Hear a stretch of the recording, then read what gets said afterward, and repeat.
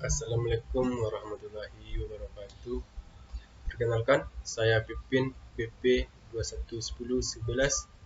21101152610212 ingin mempresentasikan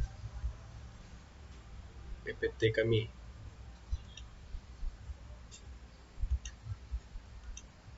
Syarat-syarat sistem. 1. Sistem harus dibentuk untuk menyelesaikan suatu tujuan. 2. Elemen sistem harus mempunyai rencana yang ditetapkan. 3. Adanya hubungan di antara elemen sistem. 4. Unsur dasar dari proses atau arus informasi, energi, dan material lebih penting daripada elemen sistem. 2. Komponen sistem. 1. Batasan sistem atau boundary. 2. Lingkungan luar sistem atau environment. 3. Penghubung sistem atau interface. 4. Memasukkan sistem atau input. 5. Keluaran sistem atau output. 6. Pengolah sistem. Dan 7. Sasaran sistem atau objektif. Selanjutnya, klasifikasi sistem yang terbagi dari klasifikasikan berdasarkan keterwujudannya, yaitu sistem fisik. Sistem adalah sistem yang nyata dapat atau disentuh secara fisik, contohnya sistem komputer dan sistem transportasi. 2. Sistem abstrak, sistem yang berupa pemikiran atau ide, contohnya sistem teknologi. Yang keduanya diklasifikasikan berdasarkan kealamiannya. 1. Sistem alamiah, sistem yang terjadi melalui proses alam, tidak dibuat manusia, contoh sistem perputaran bumi. 2. Sistem buatan, sistem yang dirancang oleh manusia, contohnya sistem informasi berbasis komputer. Yang ketiga, diklasifikasikan bisa atau tidak mengendalikan operasi. 1. Sistem tertentu, sistem yang beroperasi sesuai dengan prediksi. 2. Interaksi antara bagian komputer yang dideteksi, contohnya sistem komputer. 2. Sistem tak tentu, yaitu sistem yang masa depannya tidak dapat diprediksi karena mengandung unsur probabilitas atau serba memungkinkan.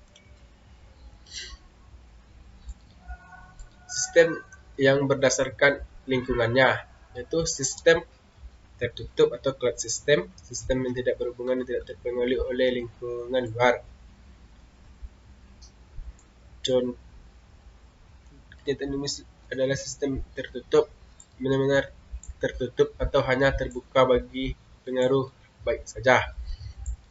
Sistem terbuka yaitu open system, sistem yang menerima masukan dari lingkungan luar dan menghasilkan keluaran bagi lingkungan luar bagian-bagian sistem. Ketiga, masuk pada bagian karakteristik sistem. 1. Organisasi, mencakup struktur dan fungsi organisasi, contohnya fungsi direktur utama, fungsi departemen marketing, fungsi departemen keuangan dan administrasi. 2. Interaksi, yaitu saling keterhubungan antara bagian yang satu dengan lainnya, contoh analisis sistem dengan programmer dengan data entry. 3. Interdependensi, bagian yang mempunyai ketergantungan dengan bagian lainnya, contoh bagian marketing saling bergantung dengan bagian produksi, dan bagian keuangan dan administrasi dalam hal penagihan pada customer.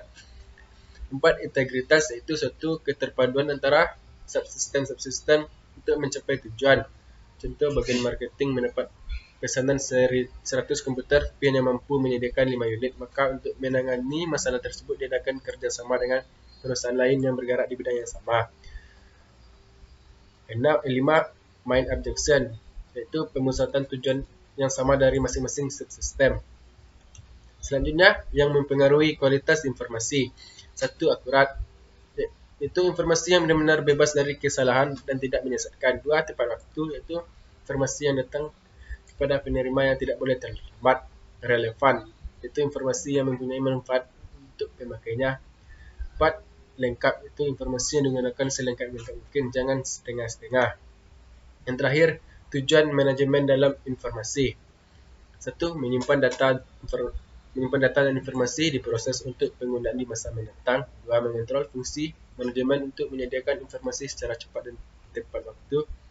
3. Menggabungkan struktur dan proses organisasi perusahaan untuk mengontrol perusahaan agar lebih baik dan memaksimalkan potensi sistem informasi yang ada. 5. Memberikan gambaran tentang kinerja sebagai sumber daya yang digunakan dalam organisasi perusahaan. Baik, sekian presentasi dari saya. Assalamualaikum warahmatullahi wabarakatuh.